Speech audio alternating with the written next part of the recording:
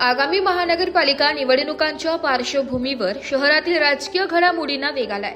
आज मंगेश शिरोळे यांनी प्रभाग क्रमांक 9 मधून तर भारती मंगेश शिरोळे यांनी प्रभाग क्रमांक 7 मधून नगरसेवक पदासाठी आपली उमेदवारी जाहीर केली आहे। उमेदवारी जाहीर केल्यानंतर दोघांचीही कार्यकर्त्यांशी व नागरिकांशी बैठक झाली आहे। स्थानिक पायाभूत सुविधा सुधारणा, स्वच्छता, महिला सक्षमीकरण, युवकांसाठी रोजगार उपक्रम आणि नागरिक सेवा यांसारख्या मुद्द्यांवर त्यांनी आपल्या पुढील कार्ययोजनेची माहिती दिली आहे। मंगेश शिरोळे यांनी सांगितले की प्रभाग क्रमांक 9 मधील प्रलंबित प्रकल्पांना गती देणे, आरोग्य, शिक्षण, रोजगार ही मूलभूत गरजा सोडविणे आणि नागरिकांच्या दैनंदिन अडचणी सोडविणे हे माझे प्रथम ध्येय असेल।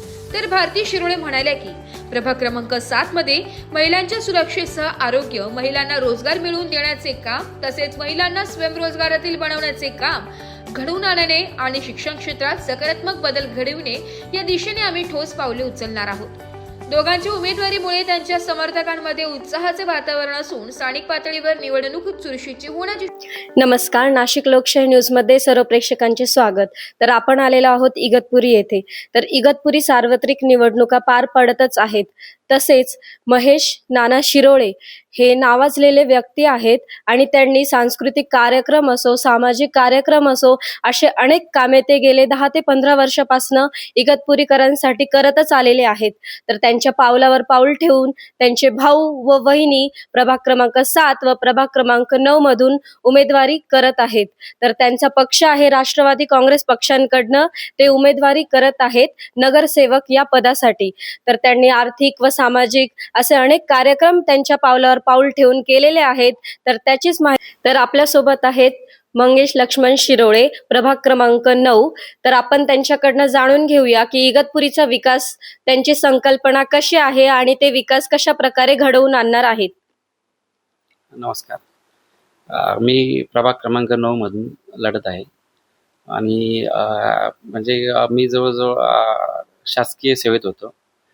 24 वर्ष मी सर्व्हिस केलेली आहे आणि एक आता साधारण मी रिझाईन दिला एक 15-20 दिवसापूर्वी। आणि आपण पण इगतपुरीत फिरत असाल। इगतपुरीची मूलभूत गरजा तर काही विषयच नाही, काहीच नाही। तुम्ही रोड बघा, नाली, गटार, पाण्याचा प्रश्न आहे, विजेचा प्रश्न आहे, एक शिल्लक गोष्टी आहेत। ह्या शिल्लक गोष्टींकडे पण जे आता सत्ताधारी होते मागे पण कंटिन्यू तेच आहे, काहीच कुठल्याच याच्यात त्यांनी लक्ष घातलेलं नाही। आणि ह्या तर एकदम मूलभूत गोष्टी आपल्याला जे इगतपुरीसाठी जे करायचंय, सर्वात महत्त्वाचा म्हणजे रोजगाराचा विषय। तुम्ही इगतपुरीत बघा, जो काही आता तरुण वर्ग आहे, सर्व त्यांना नाशिक, मुंबई, पुणे इथे जायला लागतं रोजगारासाठी। आता सर्वात महत्त्वाचा म्हणजे रोजगाराचा विषय। तर रोजगाराच्या विषयी आपल्याला पर्यटनाच्या माध्यमातून काहीतरी इथे आणता येईल, तसा रोजगार आपल्याला निर्माण करायला लागेल। परत आपल्याला आरोग्याची खूप मोठी इथं दुरवस्था आहे, ती आपल्याला सुधारायला लागेल। परत तुम्हाला शिक्षणाचा विषयी काहीच नाही। 12वी नंतर बघा तुम्ही, मुलांना जायचं कुठे, तर बाहेरच जायचं। मग त्याच्यामुळे लोक मुलांसाठी स्थलांतरित होतात, इगतपुरीतून बाहेरगावी नाशिक, मुंबई अशा ठिकाणी जात आहे। तर ह्या गोष्टी मूलभूत, ह्या मेन सुविधा आहेत। ह्या सुविधा आपल्याला देणे गरजेचं आहे आणि ह्याच्यावरच आमचा सर्वात जास्त भर राहणार आहे। आणि ह्या गोष्टींकडेच आम्ही प्रामुख्याने लक्ष देऊन आम्ही समजा आम्हाला 100% तुम्हाला सांगतो, गावांनी आत्ताची जी निवडणूक आहे ना, ही लोकांनी हातात घेतली आणि हा बदल हा अटळ आहे। आणि ह्याच्यानंतर आम्हाला जो संधी दिली तर आम्ही 100% ह्या 3 गोष्टी यांच्या मार्गी लावू। हे रोड, पाणी, गटार ह्या तर विषय या किरकोळ आहे। समजा ह्या लोकांनी ते केले नाहीये, हे तर आम्ही करू, पण महत्वाच्या ह्या 3 गोष्टी, आम्हाला रोजगार, शिक्षण आणि हॉस्पिटल, ह्या 3 गोष्टीवर आम्ही सर्वात जास्त भर देणार आहे। आणि ते नक्कीच सर, तुम्ही जे नागरिकांच्या मूलभूत गरजा पूर्ण करणार आहे, तर तुमच्यावर गावकऱ्यांचा विश्वास देखील आहे। आपण कालच बघितले की यांचा प्रचार देखील चांगल्या प्रकारे चालू आहेत। तर आपल्या सोबत आहेत त्यांच्याच मिसेस मधुरा शिरोळे मॅडम, तर त्यांच्याकडनं आपण अधिक माहिती जाणून घेऊया। मी भारती मंगेश शिरोळे, प्रभाग क्रमांक 7 मधून मी लढत आहे। तर आताच माझ्या मिस्टरांनी जे काही सांगितले तुम्हाला की मूलभूत गरजा, आम्ही त्या तर पूर्ण करू, पण आम्ही नक्कीच त्या पूर्ण करण्याचा प्रयत्न करू। आम्ही भाषणातून नाही सांगणार, आम्ही कृत्यातून करून दाखवणार आहे। धन्यवाद। तसेच हा झाला आनंदाचा क्षण, पण संपूर्ण महाराष्ट्रावरच नव्हे तर पूर्ण देशावरती एक महामारी आली होती. तिचे नाव होते कोरोना. तर कोरोनासारख्या महामारीमध्ये देखील नानांनी अत्यंत कामे केलेली आहे. गोरगरिबांसाठी असो किंवा कोणत्याही जातीय धर्मीय व्यक्तींसाठी असो, त्यांनी अंत्यविधीचे कार्यक्रम असो, असे अनेक कार्यक्रम त्यांनी केलेले आहेत. तसेच लसीकरण असो, सॅनिटाईज करायचं असो किंवा जाहीर सूचना देखील द्यायच्या असो, अशा अनेक कार्यक्रम त्यांनी केलेले, कामे त्यांनी पार पाडली. तर त्याचीच अधिक माहिती आपण त्यांच्याकडनं जाणून घेऊया.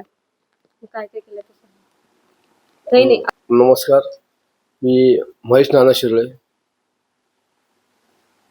कोरोनामध्ये जे आता जी महामारी झाली त्याच्यामध्ये आम्ही जवळजवळ 100 तरी आम्ही मैत केले असणार. त्याच्यामध्ये ख्रिश्चन आले, मुस्लिम आले, या अदर लोक आलेत.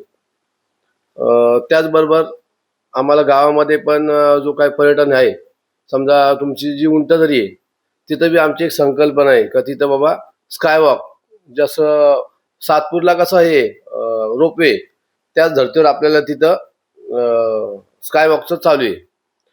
दुसरी गोष्ट जे जॉबच्या बाबतीत जे इथं बेरोजगार मुलं आहेत त्यांच्यासाठी पण आता ही नवीन MIDC येते, तर तिथं आम्ही लोक प्रयत्न करणार आहे. तिथं पण जास्त करून आमदारांनी पुढाकार घेतलाय, खोसकर साहेबांनी.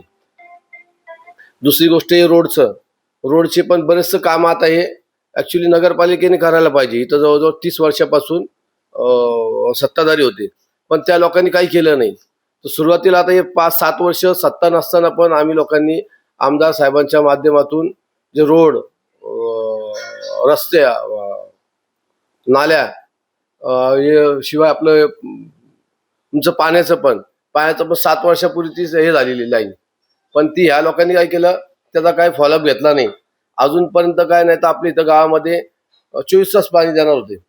आता सध्या 5-5 दिवस पाणी येत नाही, कारण आपल्या इगतपुरीमध्ये पाऊस एवढा पडतो, आपल्या पावसावर मुंबई, औरंगाबाद यांना पाणी जातं, पण आम्ही इथं स्थानिक असल्यामुळं आपल्याला पाण्याचा अभाव राहतो. तर आम्ही आमच्या हिशोबाने, जसं मी इतके वर्ष करत आलो त्याचबरोबर माझा भाऊ पण माझ्या पावलावर पाऊल कामं करणारे माझी भाऊजं झाली. आमच्या जवळजवळ आमच्या फॅमिलीमध्येच याच्या अगोदर बी आमचा एक भाऊ नगरसेवक होता, आमची आत्या नगरसेवक होती. तर त्या दृष्टीने आम्ही लोकांना जास्तीत जास्त सहकार्य. नक्कीच सर, तुम्ही जी माहिती दिली ती अत्यंत महत्त्वाची आहे. तुम्ही ज्या नागरिकांच्या मूलभूत गरजा सोडवणार आहेत त्याचा तुम्हाला नागरिकांचा देखील अतिशय चांगला प्रतिसाद मिळत आहे. तर तुम्हाला येणाऱ्या निवडणुकींसाठी आणि येणाऱ्या वाटचालीसाठी नाशिक लोकशाही न्यूजकडनं हार्दिक शुभेच्छा. ब्युरो रिपोर्ट, नाशिक लोकशाही न्यूज, नाशिक.